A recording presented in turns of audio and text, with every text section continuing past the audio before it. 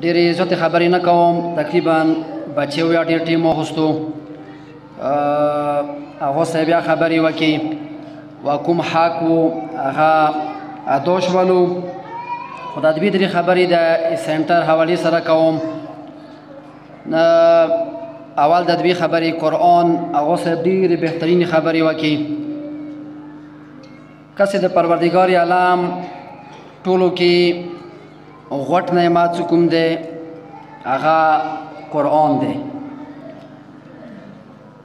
هغه سره بیا تشریح فرمایي مخکې ماته ځنه هغه نه دي په کار، خو سوره رحمان چې کومه دی 55 نمبر سوره دی.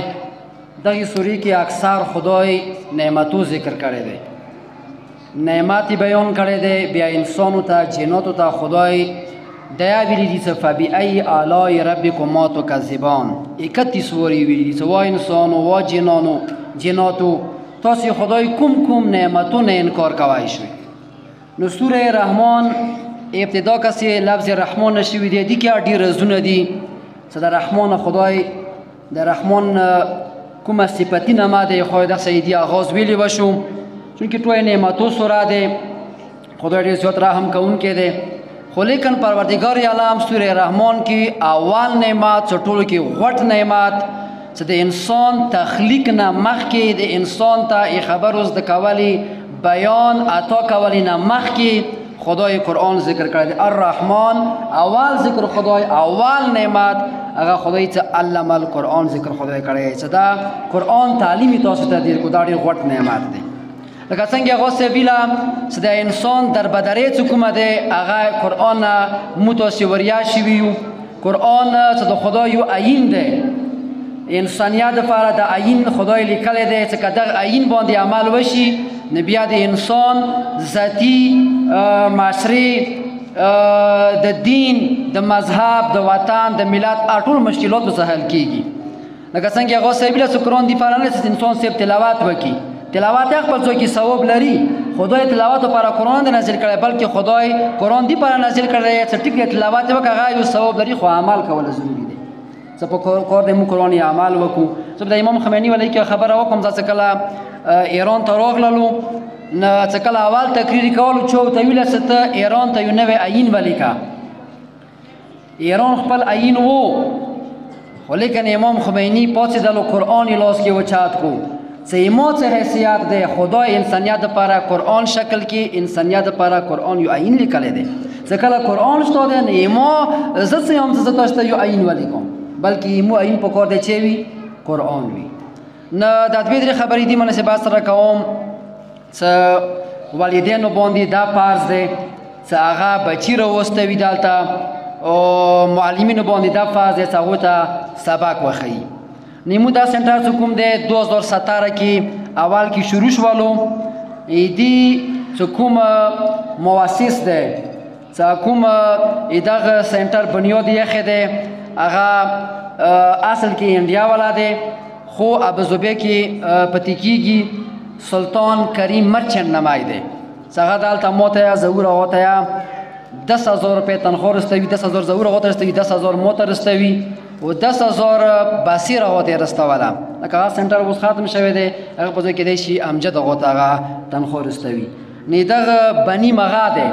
نه دلته ایمو لکه څنګه تاسو نورو سنټرو کې وخت وي پیسونه او کې ډیر دي، او که ډېر قرآن که ډېر پیس وي نه 100 نه پورته نشته دی.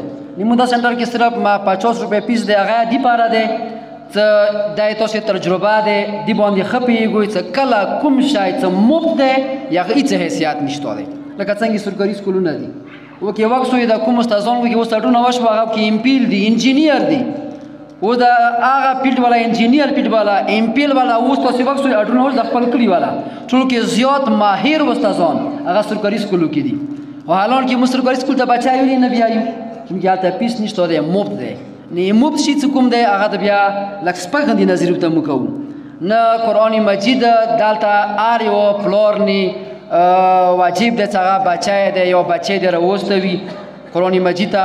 نه تقریبا ایدي سنټر کامیابي ډېره زیاته غوټه کامیابي دا کړې دی چې 2017 نه واخه 2020 پورې یمو خبرو لږ سوچ وکړئ 2020 پورې صرف جلکې وو 86 جلکې وو خو صحیح قرآنونه داسې هغه والا قرآن څه باسته کني یا تاسې بچې دي خونو کې تنه وروئ وایکسوئ نو صحیح طریقې سره صرف 86 جلکې وو ما 2020 کې قرآنونه ختم کړ و نن څنګه کوم پروګرام دی څه ختم القرآن پروګرام یاد یوم حسین سم یاد کړی خو حالاتو وجې نه مشکلاتو وجې نه څو ورځې څټه شو سفر ووته دا ایوم یا بي بي ایوم دی پیغمبر شهادت نه وروسته سکیپي کوم هغه دی د سخت ایوم دی دا یقینا نه دغه غوټه خوشخبري ده چې 2021 کې تقریبا صرف جلکې وو 19 جلکې وو قرآنونه ختم کړي دي خو هغه بهترین طریقې سره زده کړي دي انداسې بچي دي بچې یو تقریبا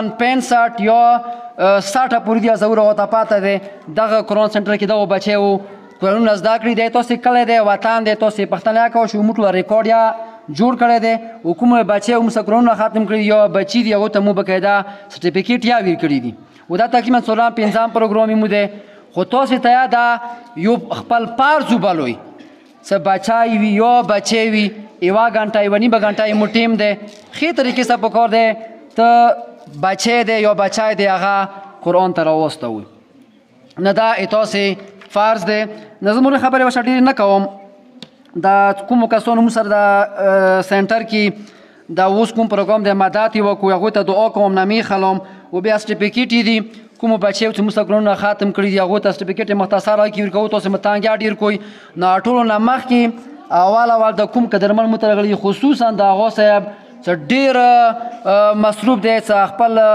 هغه مصروفیات ختم که دلته متحضر شو ټول قوم طرفه ځان طرف ته زوره طرف نه د ټولو څلو مؤمنان راغلي دوی طرف نه بچي دي بچیو طرف نه شکرګزار یو هغه صاحب د کومو مننه راغلي دي